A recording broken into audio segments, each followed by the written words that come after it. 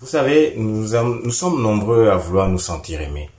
Nous sommes nombreux à attendre de l'autre qu'il nous aime, qu'il nous dise qu'il nous comprend, qu'il nous dise qu'il nous écoute, qu'il est là pour nous. Nous avons tendance à vouloir toujours que l'être extérieur à nous, un tiers quelconque, soit toujours là pour nous, nous écoute, nous soutient. Vouloir savoir qu'il y a quelqu'un qui, quand nous parlons, quand nous exprimons, puisse non seulement comprendre ce qu'on dit, mais puisse être là.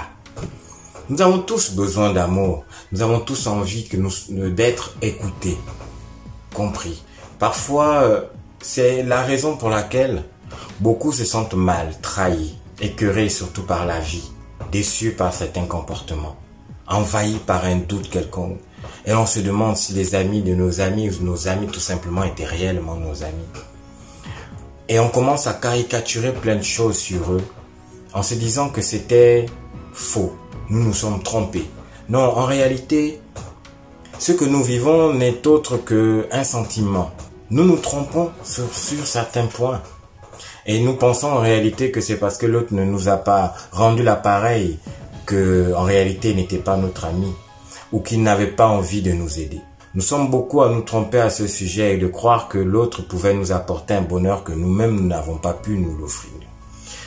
Et c'est ce qui fait que des amitiés se brisent, des amours se délient, des complicités se perdent.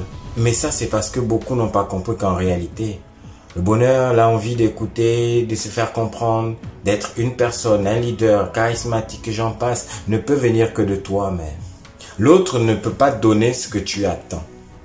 Tu sais pourquoi? Parce que l'autre aussi veut donner quelque chose à quelqu'un ou l'autre attend aussi quelque chose de toi. C'est comme un cercle vicieux, le serpent qui se mord la queue. Tu attends quelque chose de quelqu'un qui lui aussi attend quelque chose de toi ou d'une autre personne. Ce faisant qu'aujourd'hui, nous avons l'impression d'avoir un monde complètement foutu, où les amitiés sont fausses, les amours sont faux, les gens se perdent. En réalité, c'est nous-mêmes, au-dedans de nous, nous nous sommes déjà perdus. Et c'est pour cette raison que je fais cette vidéo aujourd'hui, parce que il y a des messages forts qui viennent de la nature et des amis quelconques. Comme ça, il faut juste savoir écouter. Si un ami te dit forcément non, ça ne veut pas dire qu'il t'aime pas. Si un parent te dit il veut pas t'écouter, ça ne veut pas dire qu'il ne t'aime pas ou qu'il ne tient pas à ce que tu veux. Il ne tient pas à ce que tu éprouves comme problème. Et un jour comme ça, j'étais dans des problèmes très durs, très difficiles à vivre. Alors j'ai appelé ma mère pour avoir un conseil quelconque parce que j'étais complètement désœuvré. Je pleurais, j'avais mal au cœur, j'étais complètement perdu. J'avais besoin de trouver une réponse quelque part. J'avais besoin qu'on m'écoute, j'avais besoin surtout que l'on me dise quoi faire. En fait, en gros, je m'étais transformé en victime. Et comme toute victime, on se sent aimé lorsque l'on est compris des autres. En réalité, quand je décroche, quand j'appelle ma mère décroche et je lui dis mon problème tout en larmes. Désœuvrée, elle me dit, mais qu'est-ce que tu fais mon fils? Pourquoi tu pleures? J'ai dit, maman, voilà, j'ai tel problème, je vais te raconter mes problèmes. Je ne sais pas comment faire. Ma mère ce jour-là m'a dit, je n'ai pas envie d'écouter tes problèmes. Choqué, complètement choqué. D'entendre que ta mère te dise qu'elle n'a pas envie d'écouter tes problèmes alors que toi, tu n'as besoin que d'une oreille, d'un oreiller sur lequel pleurer, une épaule sur laquelle t'appuyer.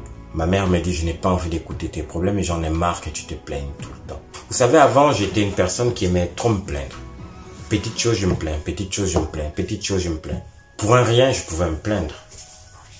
J'étais d'une imperfection, laisse tomber à pleurer.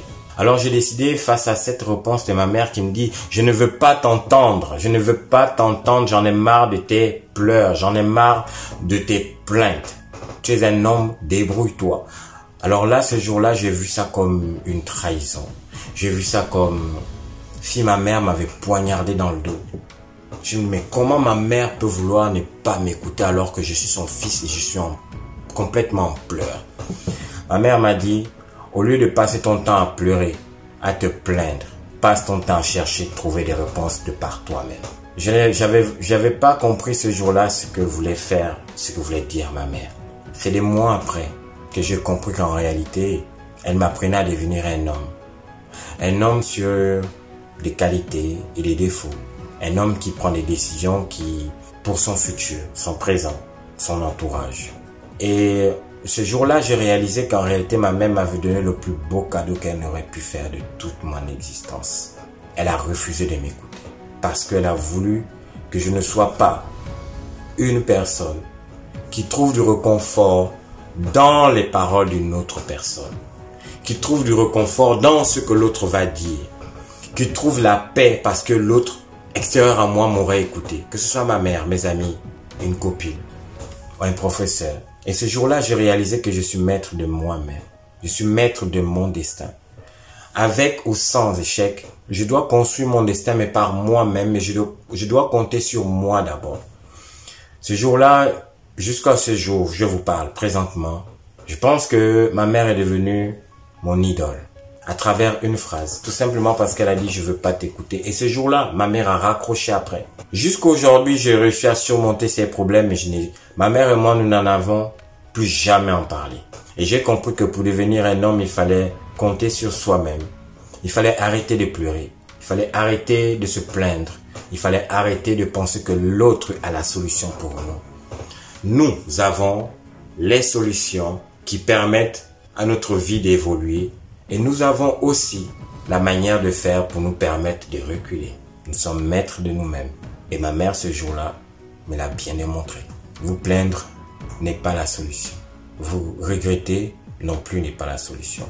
Se victimiser n'est pas la solution. Se lever et marcher est la solution. C'était Galé William de la page Ose Vivre tes rêves.